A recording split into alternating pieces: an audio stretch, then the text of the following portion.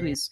Carol, sabe uma coisa legal que tu trouxe aqui que me chamou muita atenção e faz todo sentido, assim, realmente, existe uma diferença gigantesca da cultura governamental, que são essas agências secretas e tudo às escondidas. A gente não sabe, por exemplo, não tem informações do que está acontecendo, do que está sendo falado, por exemplo, nos bancos centrais, né? Não sabe o que está acontecendo nos backstages dos governos, né? Como que eles estão criando as coisas. Inclusive, aqui no Brasil tem esse gov.br que dá um monte de falha, um monte de treta, dá um monte de problema, e a gente não sabe como... Vazamento de informações, a gente não sabe qual é o código desse site aí. A gente não é open source. Ninguém consegue verificar e melhorar esses sites, enfim, é tudo a portas fechadas, né? Isso é completamente diferente da cultura cypherpunk, que justamente é onde Bitcoin nasceu, dentro da cultura cypherpunk, dentro de fóruns, com código totalmente aberto, quando o Bitcoin valia zero. Era uma ideia que Satoshi Nakamoto lançou, botou lá o código para todo mundo olhar e começou a rodar a rede depois que esse código foi para o ar. Então, assim, começou rodando valendo zero reais, 0 centavos de dólar, não tinha valor algum, ninguém sabia nem se ia dar certo, se ia ser adotado, se alguém ia achar aquilo ali, aquele projeto interessante. E ali os cypherpunks, galera da criptografia e galera que é entusiasta de tecnologia que estava nesse fórum, começou a trocar ideia, debater aquele protocolo, aquele projeto, aqueles códigos, e a coisa começou a ir para frente. Mas até então, ninguém sabia se de fato ia ter valor. E olha só no que se transformou. Então, não faz sentido a CIA criar um troço que contra ela mesma, né? Não faz o menor sentido se tu for pensar numa lógica. Por que a CIA, que é do governo americano, criaria uma moeda descentralizada, um projeto, uma tecnologia descentralizada, open source, queria de frente com o sistema financeiro global, contra o próprio sistema financeiro americano? Por que a CIA faria isso? Não faz o menor sentido. Total, seria... Enfim, os Estados Unidos hoje têm o controle da impressora do mundo, né? O mundo inteiro demanda por dólar, tem reserva de dólar, tem títulos americanos. Tu criar um ativo que vai competir com isso é um baita tiro no pé. Então, realmente, eu concordo contigo. Os incentivos não estão alinhados para que o governo americano criasse um Bitcoin.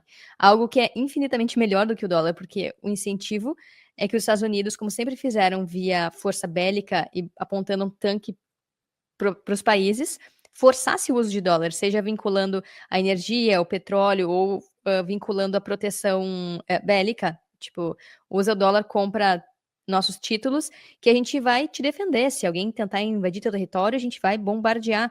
E aí que começaram também as guerras por procuração, pelos interesses em riquezas locais ou alianças locais, né?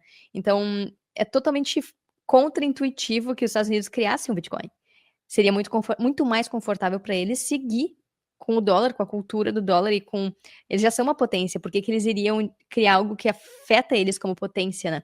Só que agora, de fato, o governo americano há muito tempo vem perdendo confiança justamente por essa engrenagem econômica. E, enfim, a gente já tem vídeo aqui sobre a fraude Fiat, né? Como o governo americano inicialmente usou o ouro para ganhar confiança globalmente e lá em Bretton Woods convenceu todo mundo a lastrear suas economias no dólar. E aí, tempos depois, no choque Nixon, em 1971, Nixon acabou com o lastro no ouro, e essa quebra de confiança que deveria acontecer na época não aconteceu, porque eles seguiram amarrando a commodities globais, né? Então a confiança que se tinha nas propriedades monetárias do ouro começou a ser vinculada, na verdade, à economia americana. E isso me vem muito, a gente sempre fala sobre isso, acho que a gente nunca trouxe para o podcast esse papo. Galera que assistiu Game of Thrones, lembra que a família, acho que era Lancaster, nome dos que defendiam todo mundo, eram os mais poderosos em guerra, que, enfim, do Game of Thrones, eles só eram poderosos porque eles diziam, e todo mundo tinha confiança, de que eles iriam honrar com as dívidas deles. E a mesma coisa dos Estados Unidos.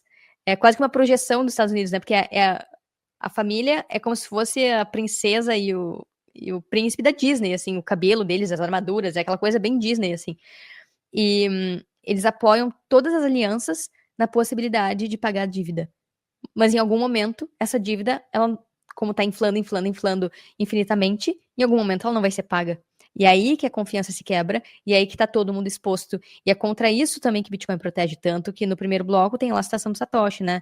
Chancellor on the brink of the second bailout for banks. Ou seja, chanceler britânico é a caminho do segundo resgate aos bancos. Então, bancos falidos estão sendo resgatados com o dinheiro impresso pelo Banco Central, desmonetizando e diluindo todo mundo, toda a população, para salvar os amiguinhos do rei. Os bancos que fizeram operações exageradamente arriscadas e agora estão imprimindo dinheiro, deixando todo mundo mais pobre, com menor poder de compra, para salvar essa aliança política, governos e bancos que são unha e carne. Bitcoin quebra com essa aliança, porque diz, tu não precisa de um banco central para criar dinheiro e tu não precisa de um banco para entregar valor para as pessoas. O Bitcoin é uma rede monetária independente e um sistema de criação de valor independente apoiado justamente na conversão de dados aleatórios e energia numa informação irreplicável, imutável, descentralizada. Eles não têm como lutar contra isso. Então seria muito contra-intuitivo o governo americano fazer tudo isso e ainda lançar de forma aberta e gratuita para o mundo, sabe? Se eles criassem, eles iriam cobrar por isso. Eles iam dizer, beleza, criamos essa coisa magnífica, compre títulos americanos. Era isso que eles iriam fazer. Então, por isso que para mim não faz o menor sentido, Cacá.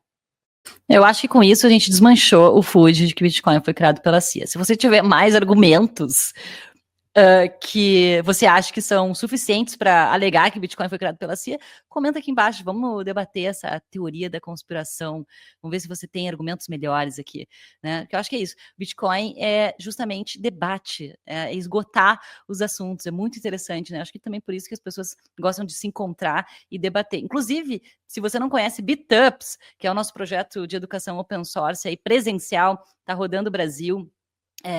Na próxima semana tem no Maranhão, já teve em Porto Alegre, em Belém, tem em Chapecó, Foz do Iguaçu, Curitiba, já teve em Belo Horizonte, e em São Paulo também, Ribeirão Preto, Piracicaba. Se você quiser ser um anfitrião e hospedar um Bitup, um evento presencial de Bitcoin, para ajudar a educar outras pessoas aí na sua cidade, se inscreva em bitups.org. A área